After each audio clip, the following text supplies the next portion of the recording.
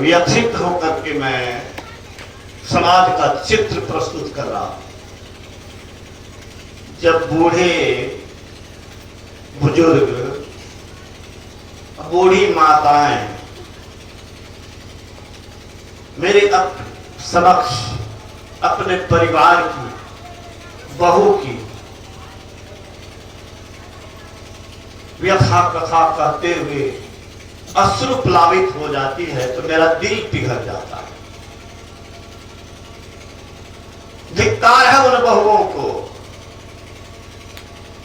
धिक्कार है उसकी बुद्धि को जो अपने पिता अपने पति जिस पर वो श्रृंगार करती है, सिंदूर लगाती है, सधवा कहलाती है, उसकी सेवा नहीं करके उसके अंतःकरण को रुलाती है। बेचारी कहीं कह नहीं पाती, लेकिन ऐसी माताएं, ऐसे बुजुर्ग मेरे पास दर्द रखते हैं सर। मैं बहुत चिंतन मनन किया और इस पर पुस्तकें मैंने लिखी है। संतान का धर्म क्या है और माता पिता का दायित्व क्या है, दोनों के लिए लिखा है। बाप तो बन जाते हैं, मां तो बन जाती है, लेकिन संतान कैसे अच्छा होगा, उसको किस तरह से हैंडल किया जाए, इसका भी ज्ञान जरूरी है। तो माता पिता का दायित्व क्या है, कैसे संतान अच्छा हो, कैसे बाकने न हो, कैसे पथभ्रष्ट न हो, कैसे दोनों कुल की लाज रखे बेटियां। हमारे साधु बेटी के विदा के समय कही थी कि दोनों कुल के लाज रखी हो बेटी। ये हिंदू मैच है, कैसे कीजिए तंग कर रही है बेटी। हाँ, सौस दबाएगी पतहू की और पतहू को लटके कभी नहीं दबावे उस पतहू को मर जाना अच्छा है, मैं तो यही समझता हूं। वो जिंदा काहे है।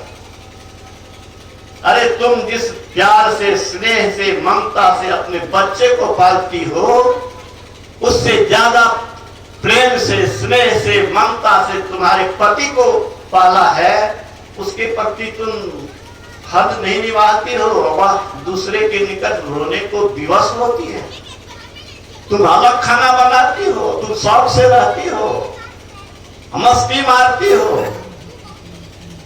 मैं युवकों से, युवतियों से कहना चाहता हूं कि बूढ़े बुजुर्ग तुमसे कुछ नहीं चाहते। बूढ़े बुजुर्ग क्या चाहते हैं? सिर्फ आदर चाहते हैं।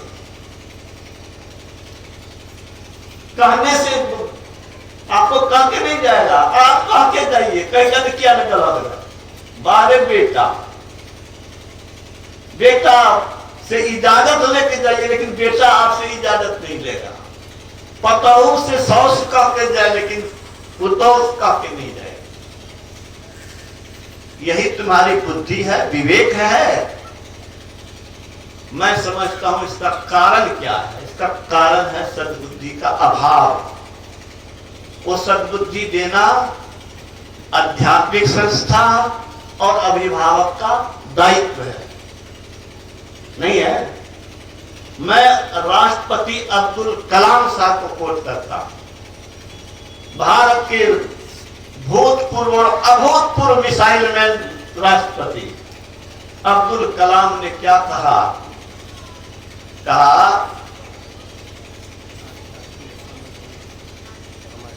सरकारी संस्थान और विद्यालय, कानून अच्छे नागरिक पैदा नहीं कर सकते। आध्यात्मिक संस्था और अभिभावक को 15 वर्ष की उम्र तक जीवन के मूल्य को समझने की शिक्षा देनी चाहिए। अचानक से बाप बन गए, अचानक से मां बन गई।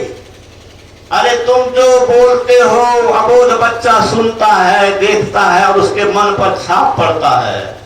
वो गर्भ का बच्चा जब अभिमन्यु महाभारत के संग्राम में चक्रव्यूह का भेदन कर सकता है, और तुम्हारा छोटा गन्ना बच्चा अगर इंग्लैंड में भेज दिया जाए तो अंग्रेजी का एक्सपर्ट हो जाएगा। क्यों? हमारा बच्चा लग जाएगा तो इंग्लैंड में इंग्लैंड की तरह वैसी भाषा नहीं बोल सकता। क्यों? उसके कान में गर्भे से लेकर के जन्म से लेकर के बढ़ने तक ये लोक भाषा, हमारी भाषा उसके कान में गई है, इसलिए वही मुंह से आसानी से निकलेगा। ये मत समझो कि वह बहुत बच्चा है, छोटा है। आप जो करते हैं, जो बोलते हैं, जो सुनते हैं, जो देखता है, देखती है, उसका प्रभाव उसके मन पर पड़ता है। उससे धीरे धीरे उसका ब्रेन विकसित होता है। इसलिए हर एक अभिभावक को चाहिए कि अच्छी पुस्तक, अच्छे विचार से अवगत करावे अपने बच्चे को। विस्तार से पुस्तक को पढ़ेंगे। मैंने जीवन में या तो जी जान लगा के पढ़ा और पढ़ाया। एक क्लास मिस करने का कोई रिकॉर्ड मेरा नहीं हो सकता। हमारे यहां तो शशि भूषण और बैठे हुए कॉलेज के साथी,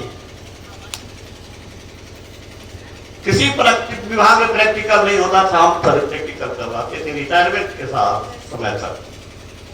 जिस मुस्तैदी से मैंने फिजिक्स पढ़ा और पढ़ाया, उसी मुस्तैदी से मैं धर्मशास्त्र का, अध्यात्म शास्त्र का अध्ययन मनन किया और उसका भी अध्यापन किया।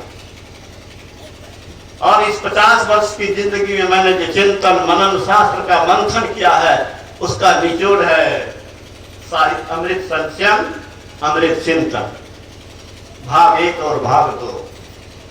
मैं चाहूंगा कि आप लोग इस पुस्तक को आरती के बाद लेंगे।